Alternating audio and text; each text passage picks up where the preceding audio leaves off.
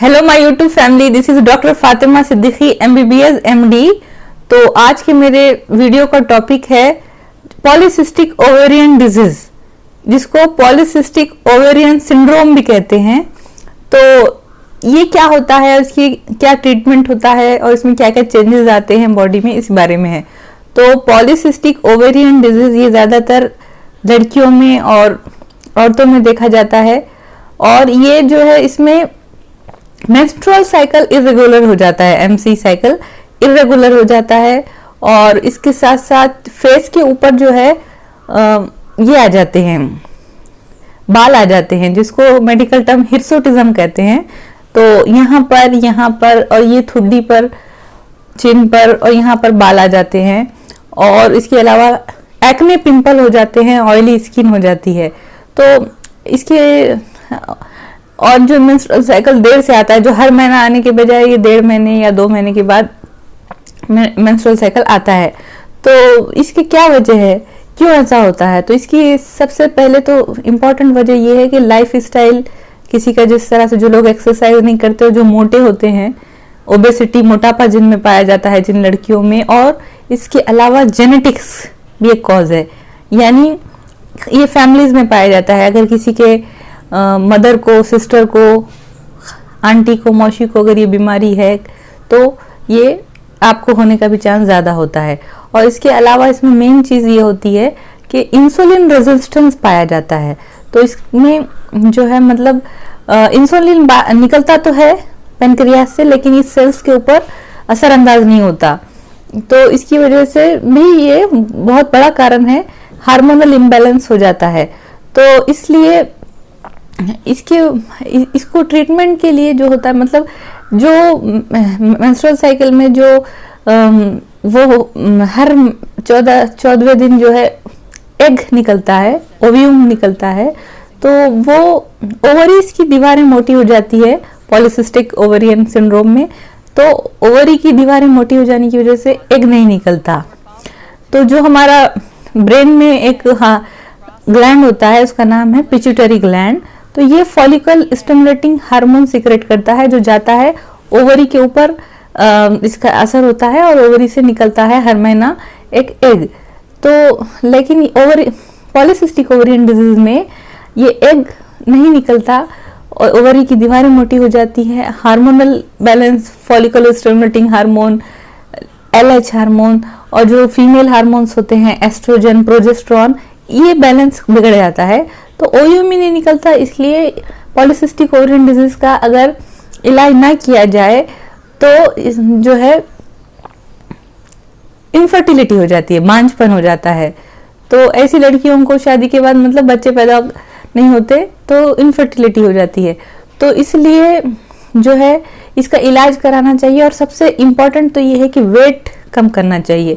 तो वेट कम करने के लिए इंटरमिटेंट फास्टिंग करनी चाहिए।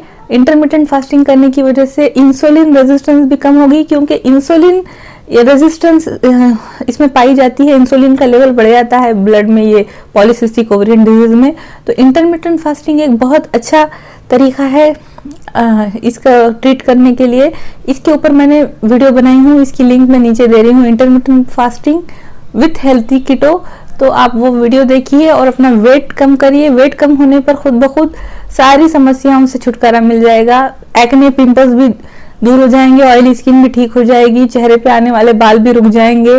और पॉलीसिस्टिक ओवेरियन डिजीज, जो इसमें ओवरी के अंदर बहुत सारे ओव्यूम्स बन जाते हैं लेकिन वो रिलीज नहीं होते, बाहर नहीं आते, तो ये कंडीशन भी ठीक हो जाएगी। तो इसके ट्रीटमेंट के लिए दिया जाता है मेटफॉर्मिन। मेटफॉर्मिन जो होता है इंसुलिन को रेगुलेट करता है, मेटफॉर्मिन टैबलेट दी जाती है। इसके अलावा जो है बर्थ कंट्रोल पिल्स जो दिए जाते हैं, क्योंकि बर्थ कंट्रोल पिल्स में फीमेल हार्मोन्स एस्ट्रोजन और प्रोजेस्टेरॉन होते हैं। तो पॉलीसिस्टिक ओवेरियन डिजीज में एस्ट्रोजन और प्रोजेस्टेरॉन बॉडी में सही से नहीं बनते, इसलिए बाहर से देना पड़ता है। तो कॉन्ट्रासेप्टिव पिल्स दिए जाते हैं इसके ट्रीटमेंट के लिए। इसके अलावा मेटफॉर्मिन टैबलेट दी जाती है, और इसके अलावा जो है एक्ने को, पिंपल्स को ट्रीट करने के लिए भी दवा दी जाती है। तो इसका पता कैसे चलता है कि ज़्यादातर अल्ट्रासोनोग्राफी अगर किसी और कारण के लिए भी कराने के लिए जाते हैं तो पता चलता है कि ओवरीज के अंदर कई सारे सिस्ट हैं। पॉलीसिस्टिक ओवेरियन डिजीज यानी ओवरी के अंदर बहुत सारे गोल गोल सिस्ट बन जाते हैं और एग जो है हर महीना एक जो नॉर्मल मेंस्ट्रुअल साइकिल में निकलता है वो नहीं निकलता। तो ये अल्ट्रासोनोग्राफी से पता चलता है। और इसके अलावा खून में एस्ट्रोजन प्रोजेस्टेरॉन कितना है इसकी भी जांच की जाती है। तो ये अगर पॉलीसिस्टिक ओवेरियन डिजीज को अगर ट्रीट ना किया जाए तो ये आगे जाके इससे इंडोमेट्रियल कैंसर का भी खतरा होता है। इंडोमेट्रियल यानी जो यूटेरस की दीवारें हैं उसको इंडोमेट्रियल कहते हैं। तो वहां पे कैंसर होने का खतरा रहता है पॉलीसिस्टिक ओवेरियन डिजीज के पेशेंट में। और पॉलीसिस्टिक ओवेरियन डिजीज के पेशेंट में ओबेसिटी देखी जाती है, मोटापा देखा जाता है, जिसकी वजह से आगे जाके कार्डियोवास्कुलर डिजीजेस, दिल की बीमारियों का भी खतरा होता है और डायबिटिक टाइप 2 का खतरा भी होता है। क्योंकि पॉलीसिस्टिक ओवेरियन डिजीज जो होती है ये इसमें इंसुलिन रेजिस्टेंस होता है, इसलिए आगे जाके ये पेशेंट्स डायबिटिक हो सकते हैं, इनको डायबिटीज टाइप 2 की बीमारी हो सकती है। तो इसलिए लाइफ स्टाइल मॉडिफिकेशन बहुत ज़रूरी है। तो इस रोज़ 30 मिनट्स एक्सरसाइज करें। सबसे ज़्यादा इम्पोर्टेंट ये है कि अपना वेट कम करें। वेट कम कर जैसे ही आप वेट कम करेंगे ये बीमारी बिल्कुल ख़त्म हो जाएगी। इसलिए वेट कम करने के लिए इंटरमिटेंट फास्टिंग करिए। इंटरमिटेंट फास्टिंग यानी 16 से 17 घंटे तक आपको बिल्कुल भी कुछ खाना नहीं है, सिर्फ पानी पी सकते हैं और बाकी के जो 24 घंटे में से 16-17 घंटे कुछ नहीं खाना है और बाकी के 7-8 घंटे जो बचते हैं उसमें आपको लो कार्बोहाइड्रेट डाइट लेना है।